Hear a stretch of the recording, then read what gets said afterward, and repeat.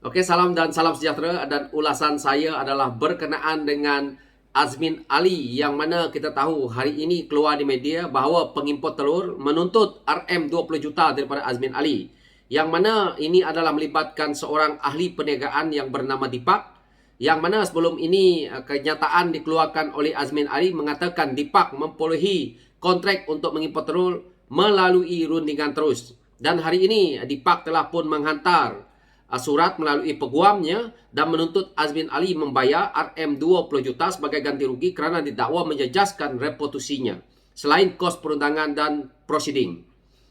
Beliau juga menuntut Azmin Ali menarik balik dan memohon maaf secara terbuka atas dakwaannya dan berjanji tidak akan mengulanginya. Sekiranya kami tidak menerima jawapan yang memuaskan dalam tempoh 7 hari dari penerimaan surat ini, arahan kami adalah untuk memulakan prosiding undang-undang terhadap anda. Ini adalah kenyataan yang dikeluarkan oleh Dipak terhadap Azmin Ali melalui peguam beliau supaya menyelesaikan masalah ini dalam 7 hari. So, saya harap daripada keceluparan yang dibuat oleh Azmin Ali ataupun daripada kenyataan yang dibuat tanpa berasas sebelum ini, maka saya juga berharap rakyat Malaysia menilai siapa dia orang seperti Azmin Ali ini. Sebab itu apabila beliau berada dalam PKR begitu lama, yang konon-kononnya berjuang bersama dengan PKR untuk menuntut keadilan terhadap Datuk Seri Anwar Ibrahim, sehingga Azmin Ali keluar daripada PKR, barulah Datuk Seri Anwar Ibrahim itu boleh menjadi Perdana Menteri. Saya rasa orang seperti Azmin Ali inilah dalang-dalangnya yang membantutkan PKR itu untuk mereformkan ataupun untuk mengangkat nama Datuk Seri Anwar Ibrahim itu. Kalau kita lihat sebelum ini kes-kes yang melibatkan Datuk Seri Anwar Ibrahim, kita tengok banyak juga yang kenyataan Azmin di luar lain, tetapi pelaksanaan dalam dalaman parti beliau seolah-olah berdiam, dan beliau banyak berselindung di sebalik konon-kononnya beliau menjadi menteri besar, dan kita tahu beliau sedikit sebanyak bersekongkol dengan parti PAS yang berada di Selangor, yang mana hari ini apabila beliau keluar daripada PKR, kita boleh nampak bahawa sokongan rakyat adalah kepada parti PKR itu, bukan kepada Azmin Ali. Ini adalah jelas apabila beliau kalah dalam PRU ke-15 yang lalu. Dan ini adalah satu lagi daripada kenyataan yang dikeluarkan dan akhirnya memakan diri apabila dituntut oleh Dipak supaya membayar RM 20 juta, yang mana dikatakan sebelum ini memperolehi saman ataupun memperolehi kontrak daripada kerajaan untuk mengimport telur melalui rundingan terus. Dan akhirnya benda ini telah pun dijawab oleh Dipak dan dijawab oleh menteri yang berkenaan, iaitu YB Mat Sabu, berkenaan dengan isu telur ini tadi. So, hari ini saya rasa kalau Dipak nak saman orang seperti Azmin Ali ini 20 juta pun pada saya sedikit. Nak saman bagi lagi banyak sikit, 50 juta, biar bankrupt sekali. Saya yakin Azmin Ali banyak duit tu. Itu saya lihatlah. Jadi selama beliau menjadi Menteri Besar Selangor, selama beliau berada dalam PKR, selama beliau membuat tim-timnya untuk memecah belahkan PKR, saya sebagai pimpinan yang kecil sebelum itu melihat bahawa banyak yang Azmin Ali buat, terutamanya memperak-perandakan PKR itu, yang mana kita lihat di Sabah dan Sarawak hancur waktu itu PKR disebabkan oleh tim-tim Azmin yang bersekongkol dengan seorang lagi yang digelar sebagai Mak Lampir hari ini. Inilah kerja-kerja mereka. Dan akhirnya hari ini mereka juga tidak boleh bertapak lama dalam politik apabila kecundang dalam PRU ke-15. Saya melihat daripada isu ini, saya harap rakyat memahami kerana tidak lama lagi PRN Selangor. Saya harap rakyat Selangor menolak habis-habisan orang seperti Azmin Ali, orang seperti Zuraida, dan mereka-mereka yang jadi katak, serta mereka yang berada dalam barisan kepimpinan Perikatan Nasional itu sendiri, supaya kita boleh buang toksit-toksit yang ada dalam negara kita ini, yang mana politik mereka bukan untuk rakyat tetapi untuk kepentingan mereka sendiri. Kita lihat kenyataan yang dibuat oleh Azmin Ali yang begitu terbuka berkenaan dengan isu telur ini, yang melibatkan ahli perniagaan Dipak ini tadi. Ini telah pun menjadi satu isu yang hangat di parlimen juga, dan akhirnya kita melihat bahawa ini adalah satu ucapan ataupun satu daripada kenyataan yang dikeluarkan berunsur kepada fitnah, yang mana tidak terjadinya kontrak rundingan terus.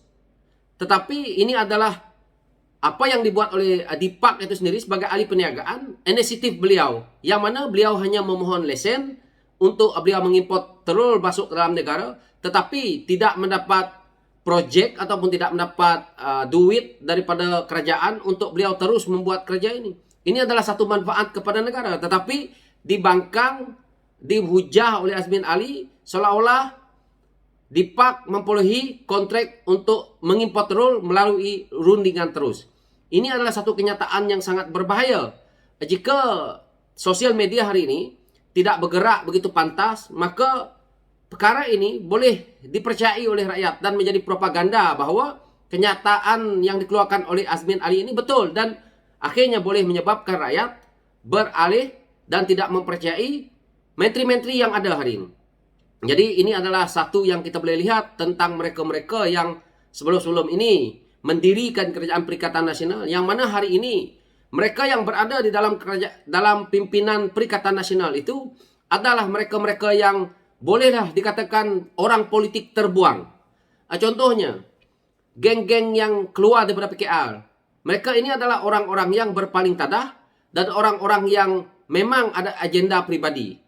Kita lihat orang yang dibuang daripada UMNO dan orang yang melompat daripada UMNO sama 2 kali 5. Kita lihat pimpinan-pimpinan PAS yang ada. Kita lihat pimpinan asal Bersatu itu, yang mana mereka ini adalah orang yang dibuang daripada parti UMNO dan akhirnya mendirikan Bersatu. Ini adalah toksik-toksik orang politik. Jadi hari ini mereka nak gahkan Perikatan Nasional mereka yang baru saja ditubuhkan. Kita lihat itu sebab mereka mengatakan kerajaan hari ini melakukan pendakwaan terpilih, tetapi parti yang baru semalam lahir boleh ada beratus juta dalam akaun.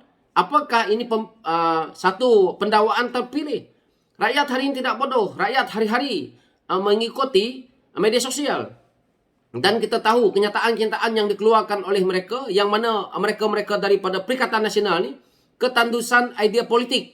Mereka tidak dapat menyerang kerajaan yang ada hari ini kerana apa yang mereka sendiri telah lakukan sebelum ini, yaitu merompak duit rakyat, mereka melakukan keterisan, mereka tidak berjaya mentadbir. Ini semuanya telah pun dilihat oleh Datuk Seri Anwar Ibrahim, dan agar dia tidak berulang lagi dalam kerajaan pimpinan beliau, dan akhirnya mereka cuba untuk melihat kesalahan yang pernah mereka lakukan, dan akhirnya mereka nak cuba untuk memberi ruang kepada rakyat melihat bahawa kerajaan yang hari ini melakukan hal yang sama, padahal mereka yang buat yang lalu.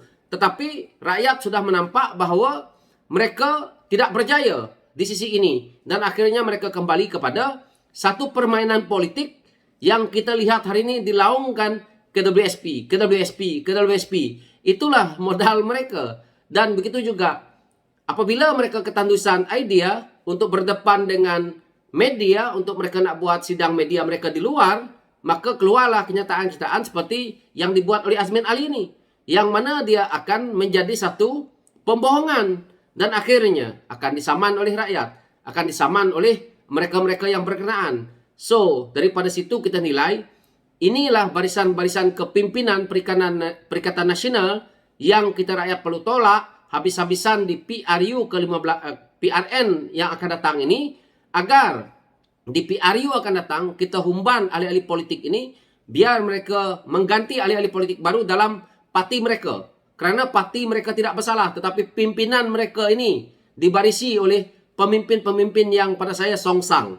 So saya nak berceloteh panjang, dan sekian saja pencerahan saya untuk sikap yang dibuat oleh Azmin Ali ini berkenaan dengan isu telur, yang mana akhirnya disaman. Saman banyak-banyak lagi.